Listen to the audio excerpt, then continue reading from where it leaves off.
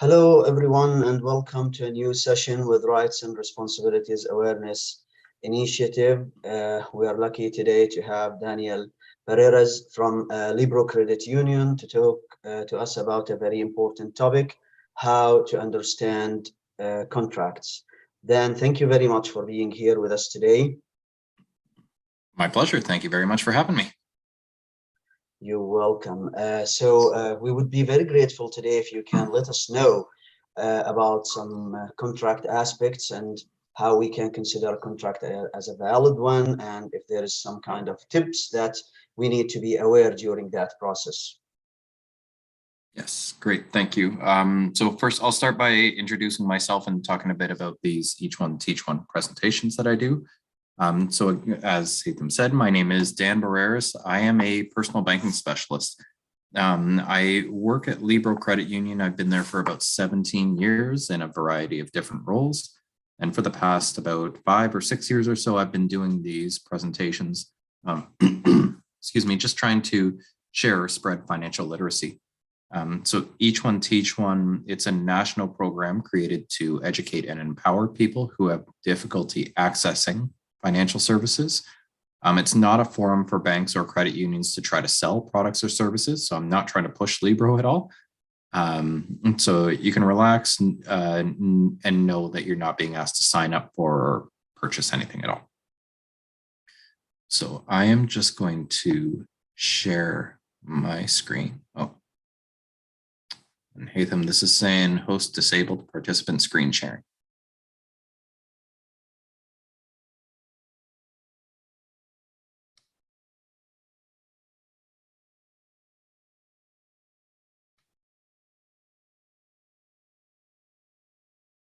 Sorry about that. Can you try now?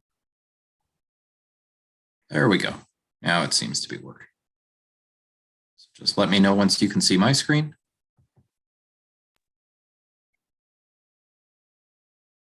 I can see your screen now. Good, perfect. Okay. So as Haitham said, today we'll be talking about understanding contracts. So normally I discuss a little bit of housekeeping, but since everyone is in their own homes, at their own places, you hopefully know where things are, bathrooms or anything. I'll try to be as clear as I can with any definitions or any explanations that I share. So items that we are going to cover today are what makes a contract valid, things to watch for, in particular in a cell phone contract, why you should avoid any rent-to-own contracts, and more items. So what is a contract? A contract is an agreement. It can be written or spoken between two or more parties that is enforceable by law.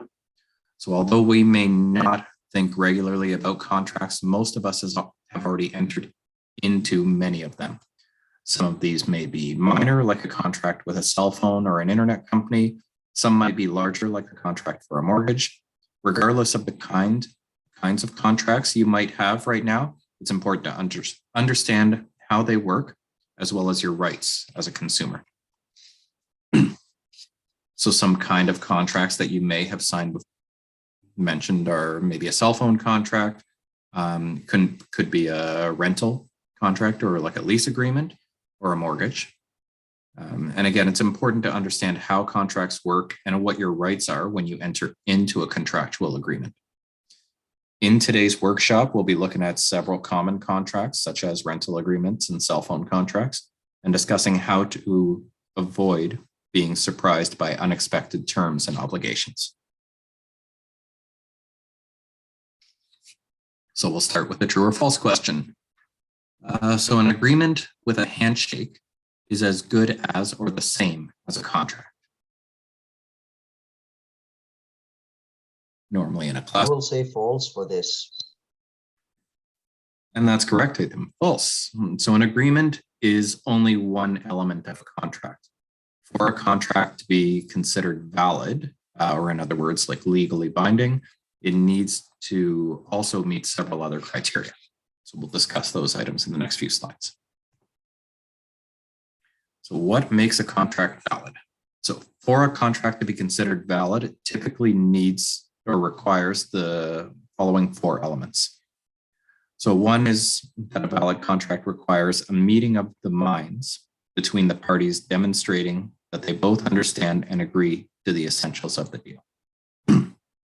So creating a contract between 2 people should ensure that both parties are talking about the same deal. For example, you don't want to make a deal with someone to buy their red car thinking it's a Ferrari, but instead they're selling you their red Ford Focus instead. So making sure that both parties are on the same page and agreeing to the same deal. Second is a valid contract requires a consideration. So in other words, something of value exchanged by each of the parties. That can be cash, it can be goods, it can be a promise to do something or services.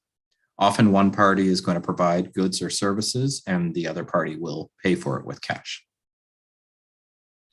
Third is a valid contract requires an agreement to enter into that contract, typically by both parties signing a written document. Oral contracts can be valid too in some situations, though. And lastly, for a contract to be valid, both parties need to be considered legally competent, meaning that the parties are not minors and they're of sound mind.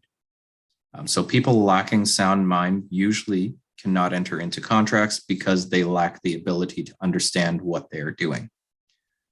Be sure the party that you're working with is legally competent to enter into a contract. Otherwise, the signed contract might be void and unenforceable. Minors can also not enter into contracts. So that is, for example, why you must be 18 years old to borrow any funds. And I'm just speaking about borrowing because that's what I work with. That's what I do day to day. So when you borrow funds, whether that's with a credit card, with a loan, a line of credit, mortgage, anything, you're signing a contract. And because minors can't sign contracts, you can't borrow basically until you turn 18. So there are a couple examples here actually of kind of agreements and if they are valid contracts.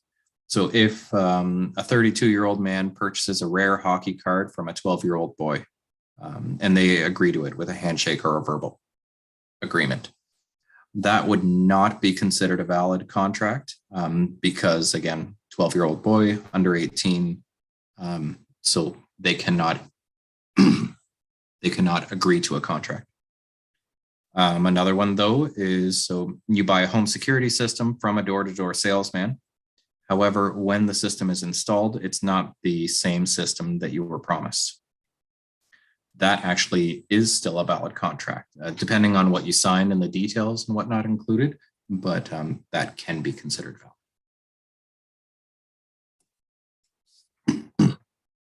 So a common contract that many people have is a rental agreement. So this is an agreement between a tenant and a landlord where the landlord provides housing to the tenant. If you've ever rented an apartment or house, you've likely signed a rental agreement. Beware of any landlord that doesn't require a rental agreement. The landlord may be involved in something illegal or shady. There are rules for rental agreements. However, they can differ from province to province. And it's important to remember that as a tenant, your rights are protected by law.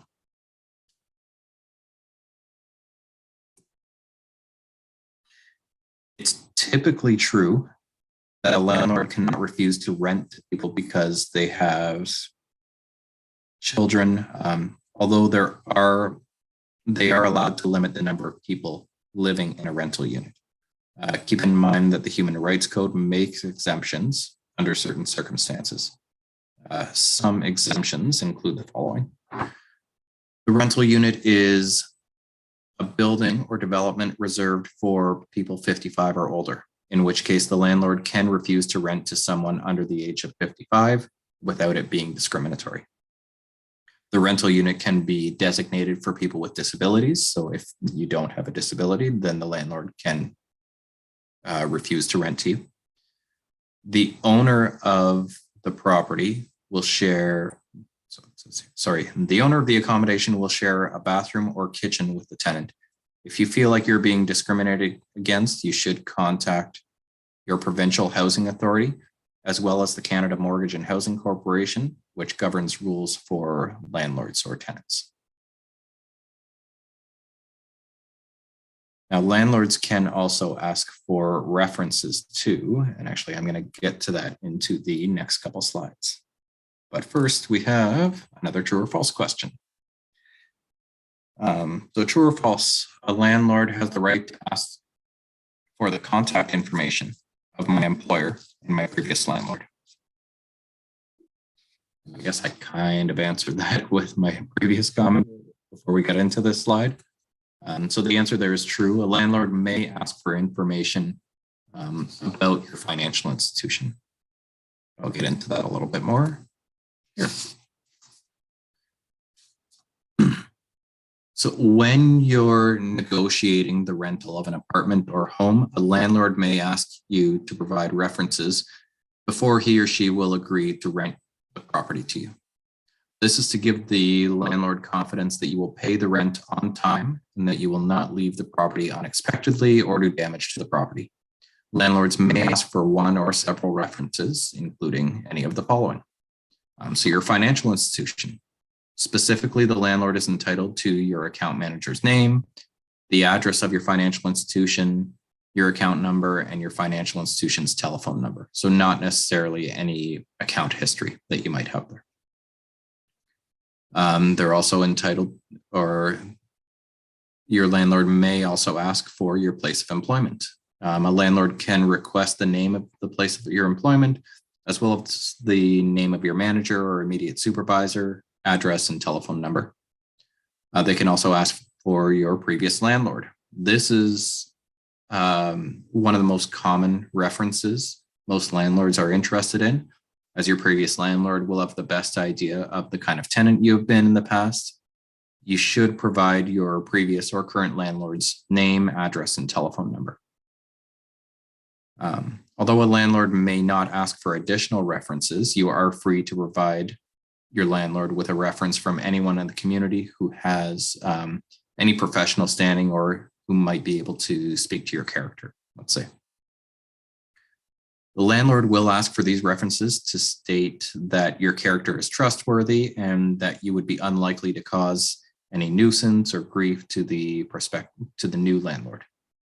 You should always ask a community leader if they will be a reference before giving their information to a landlord or anyone else. If you can't provide any reference information to the new landlord, it's important to provide a good reason. For instance, if you recently moved to Canada or a new city, or if you're moving away from home for the first time, you might not have all of this information. Being unable to supply a landlord with references might mean that your rental application gets turned down.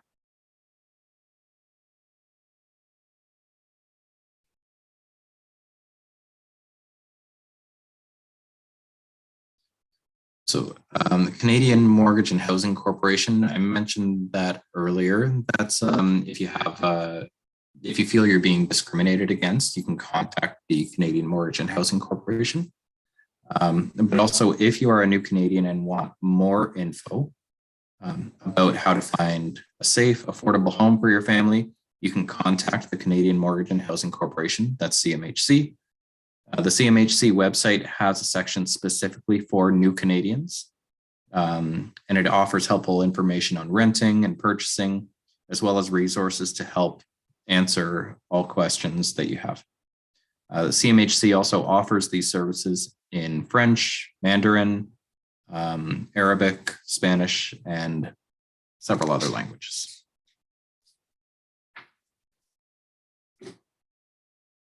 The link to the website is right there.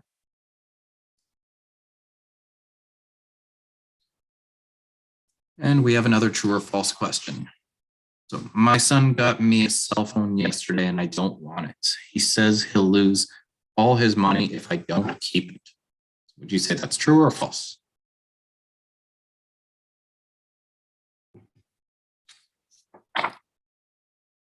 The answer is false. If you're not happy with the cell phone or the service, you can return your cell phone within 15 days with no penalty. I had that not too recently. It was probably about a year or two ago. I got a new cell phone. And the cell phone provider told me the same thing. So as long as it was within 15 days, or I think if I had used the phone for less than 30 minutes of call time, something like that. So 15 days or the 30 minutes of call time, just make sure that that's clear if you're going into a new contract or getting a new phone. So your rights as a cell phone customer. Just about everyone has a cell phone now, and just about every Canadian is under contract with a telecommunications company like Rogers, Bell, or TELUS. Those are the big three. Given how common and universal cell phone contracts are, it's probably a good idea to be familiar with, with your obligations and rights as cell phone customers. Knowing your rights will help prevent you from being abused, and you may even save money. Here are some of your rights as a cell phone customer. One is you cannot be charged cancellation fees after 2 years under a contract. In Canada, you can cancel the contract after 2 years with no cancellation fees, even if you originally agreed to a longer term. Two is there are limits on data and roaming charges. Extra data charges and international data roaming charges are capped by law to prevent any bill shock to the customer. Three is unlocked cell phones. So you can unlock your cell phone. An unlocked cell phone is a phone that isn't tied to a specific telecommunications carrier. One that can use multiple SIM cards and have service with more than one company. In Canada, you can have your cell phone unlocked after 90 days if you purchase the phone on a payment plan, or immediately if you paid for the phone in full. And fourth, there is a trial period during which you can return your phone. You can return your cell phone within 15 days, like I mentioned before, without penalty if you're unhappy with the service. Just be aware that there might be other conditions that are tied to that. And last, your contract and any related documents must be provided to you in plain language. So no complex like legal jargon, must be understandable.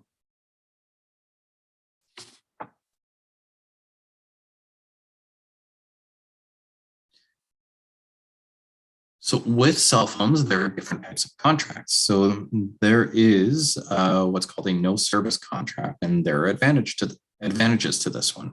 So an advantage to a no service contract is that you can switch providers or stop using the phone at any time without any penalty.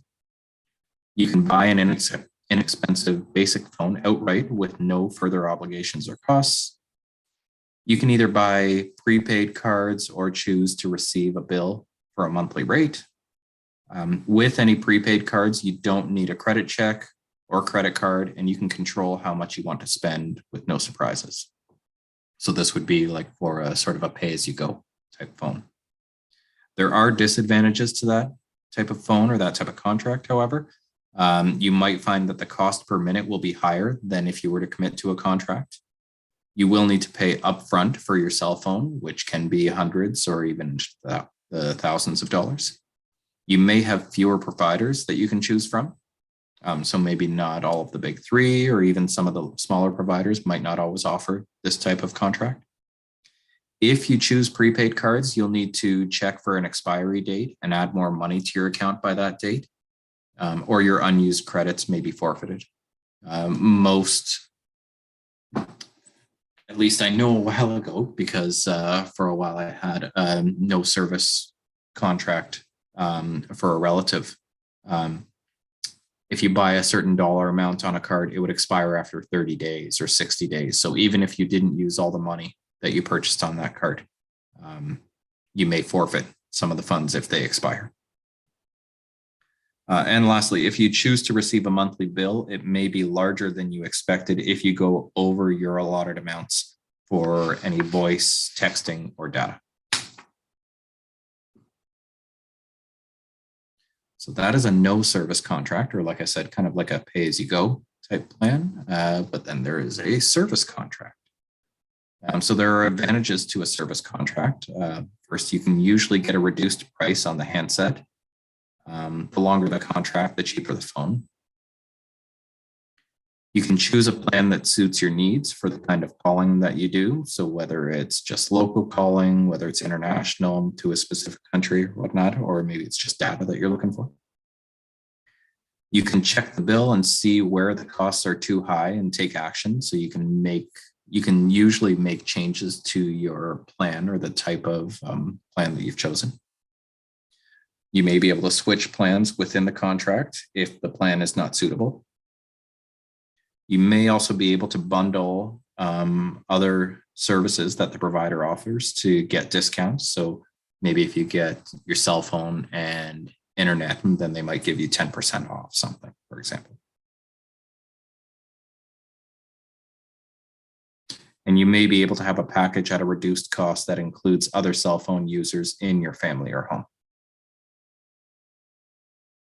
Some disadvantages, however, of a service contract will be that you'll have a contract with one provider for up to 2 years, which is usually only breakable by paying a penalty. The penalty can be very expensive, especially during the early stages of the contract.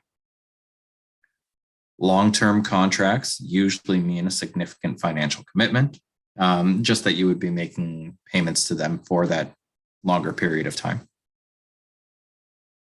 You might want to change your handset more frequently, which might not be possible without an additional charge. So again, without paying possibly a penalty to break that contract. And lastly, when you use more minutes or send more text messages than are allowed by your plan, your monthly bill can be larger than you'd expect.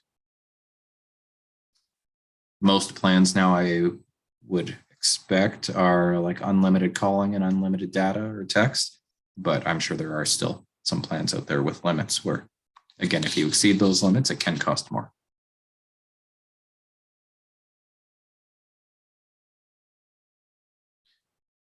So there are two kinds of cell phone contracts that you can get, prepaid and postpaid. So prepaid means that you pay before you use your wireless service, whereas postpaid means you pay after your wireless service. It's important to know this distinction because according to Canada's wireless code, a prepaid cell user has different rights than a postpaid cell user. So according to Canada's wireless code, the following terms are the same for prepaid and postpaid contracts. So you have the right to cancel your contract at no cost after a maximum of 2 years. You can cancel your contract and return your phone at no cost within 15 days and specific usage limits if you're unhappy with your service.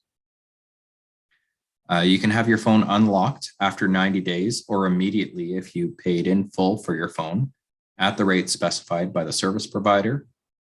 That's usually about $50. You can have your service suspended at no cost if your phone is lost or stolen.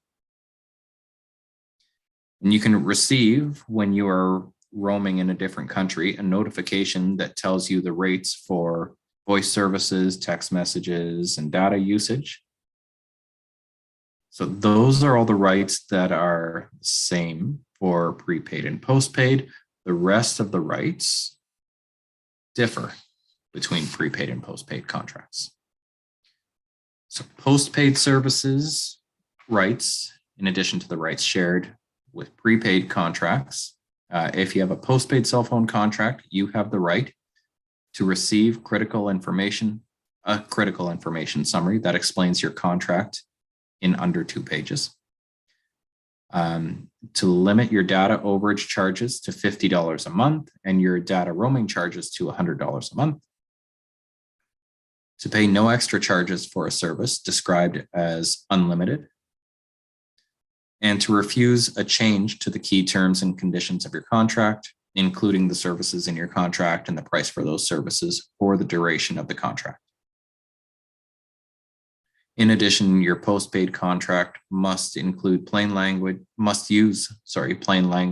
and clearly describe the services you will receive and include information on when and why you may be charged extra.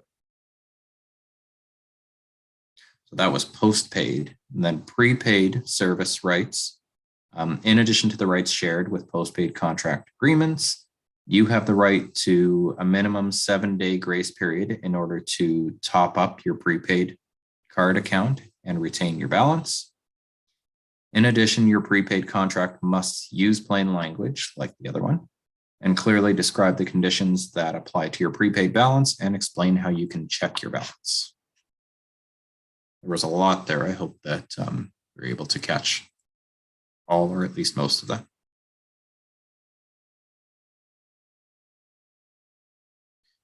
So should you sign a contract? If you're not sure if you should sign a cell phone contract, it's just asking yourself the following questions. So will I still be living in the same place over the contract period? So you don't necessarily want to get a 2-year contract, but you think that you might be moving to a different city or possibly a different country in 6 months or a year. So do I usually use the number of minutes and features that are included in the contract plan? So if you barely use your phone, like barely any calls, barely any data, you don't necessarily need an unlimited plan because you might be paying too much for what you're actually getting. And do I expect to purchase a new phone when my contract expires? Some things to consider before signing a new contract. So pay special attention to the extras being offered and the fine print details. For example, 2 service providers may offer the same plan for the same price, but one of them bills you by the second, not necessarily by the minute. So talk to salespeople in a few different stores to get a full picture of what's available. You can check out customer reviews to learn how other people feel about their phone and service and whether they're being treated well by their service provider after signing the contract. Make sure the reception and the coverage is good where you plan to use your phone most often. So some telecommunication providers have very good service within big cities or metropolitan areas. But as soon as you get out of the city, the reception isn't that great. So if you're someone who stays in the city, that's great. You don't do much traveling, that's perfectly fine. But if you're someone who's outside of the city often or traveling from one place to another, then you might want to consider another carrier.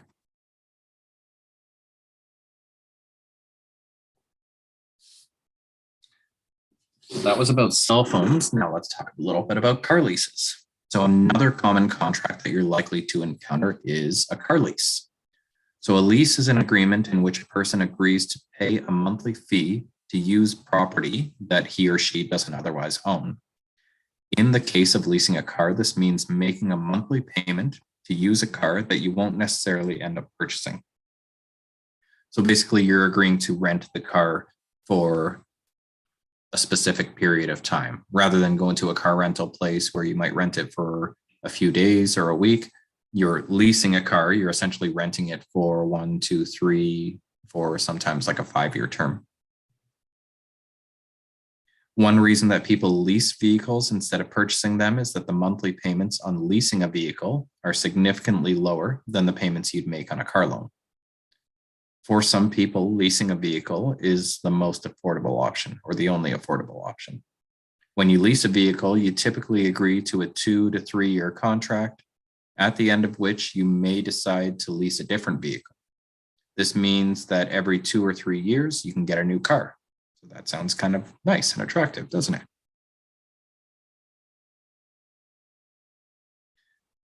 Some disadvantages, though, of car leases. The long-term cost of leasing is always going to be more than buying.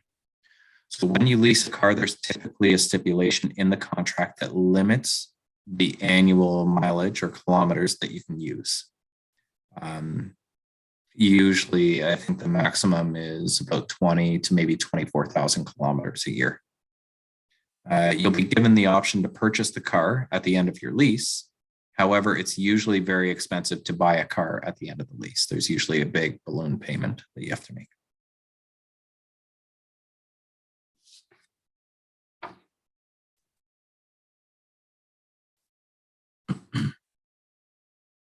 So this slide shows a comparison of leasing versus buying a car over a 3-year term and at different interest rates too.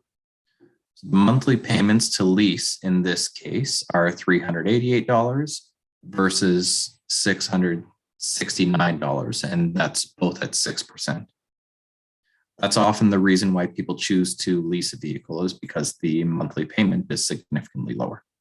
However, if your end goal is to own the vehicle at the end of the 3-year term, then the lease option is more expensive, since there's a buyout amount to pay at the end of the 3-year term. In that option, in the lease option, you end up paying $25,968. So that's the $14,968 plus the $11,000, which is about $3,000 more than if you were purchasing that car, but at the 0% interest. Even if you're comparing the lease at 6% versus the loan at 6%, you can see it's still a little bit more. The $25,968 versus $25,084.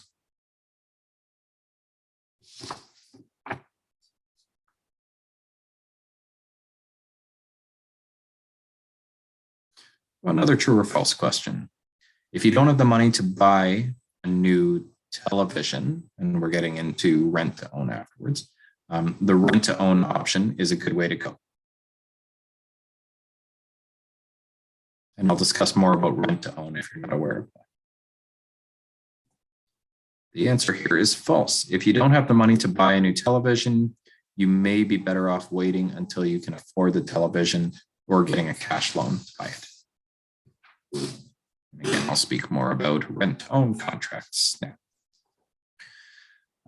So rent to own, or it can sometimes be called a rental purchase, is a type of contract agreement in which a consumer or buyer leases merchandise. So that merchandise can be furniture, electronics, appliances, it can be vehicles. And they lease that merchandise in exchange for a weekly or bi-weekly or monthly payment. The consumer retains or holds the option or has the option to purchase the merchandise or that item at some point during the agreement. For many people, this is a way to buy items they might not otherwise be able to afford at the moment. We'll see shortly whether renting to own is a wise financial decision, but it's worth, sorry, my notes are off here, but it's worth noting that many people see benefits in renting to own, primarily because it involves no down payment, no credit check, and low weekly or monthly payments.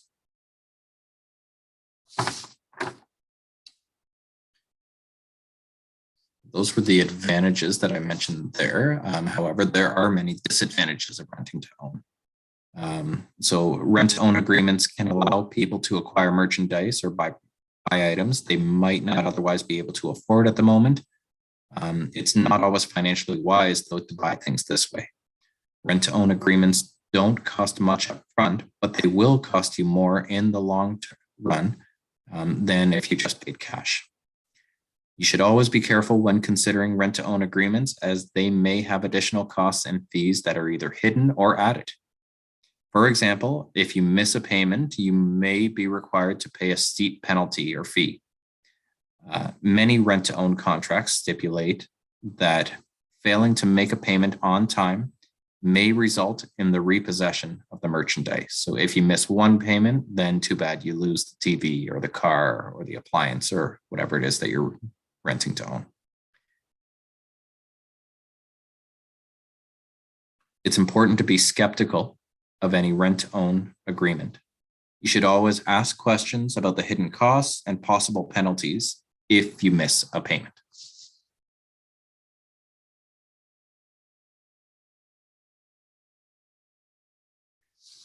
So in this example, buying the TV, this shows comparisons of buying a TV upfront for $650. However, if you're not able to make that payment upfront, then you need to consider the other options. So the one option is a cash loan at 8%. It'll require a monthly payment of $33 for 21 months. And there's a $15 processing fee. If you continue with that option, then in the end, so after the 21 months, you will have paid $708. So it's not much more than the $650. So that might not be a bad option if you don't have the $650 all up front. If, however, you're looking at the rent-to-own option, so the rent-to-own plan in this case has weekly payments of $18. And that's going to seem pretty reasonable, but the payments are for 91 weeks. So at the end, you will actually have paid $1,638 in this case.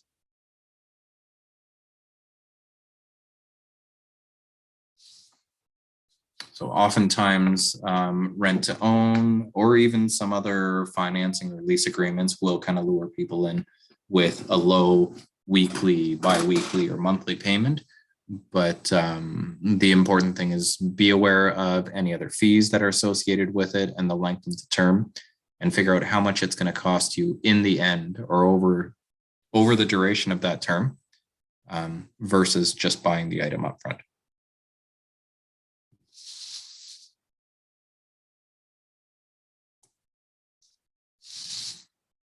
Lastly, questions to ask before you sign any rent-to-own contract. So it's very important to ask questions, especially if there are terms or conditions in the contract that you don't understand. You should never feel embarrassed to ask a question. If let's say you're new to rent-to-own contracts, mortgage contracts, rental contracts, anything like that, ask an expert, ask someone who works with them every day, or ask someone who's signed those contracts or used them before. Signing these contracts, and especially if you're violating any of the terms, can have real financial consequences. So making sure that you're aware of everything in them and knowing what you're signing prior to it is very important. When considering a rent-to-own contract, you should ask the following questions and make sure that the answers to these questions are written in your contract. So how much are the payments? How many payments do I have to make? When are my payments due? What happens if I'm late with a payment? Will there be a penalty? Will I lose the item? How much will I be charged if I lose or damage the item? Who's responsible for repair bills if the item is faulty? And is the item I'm getting new, or has it been used and refurbished or returned?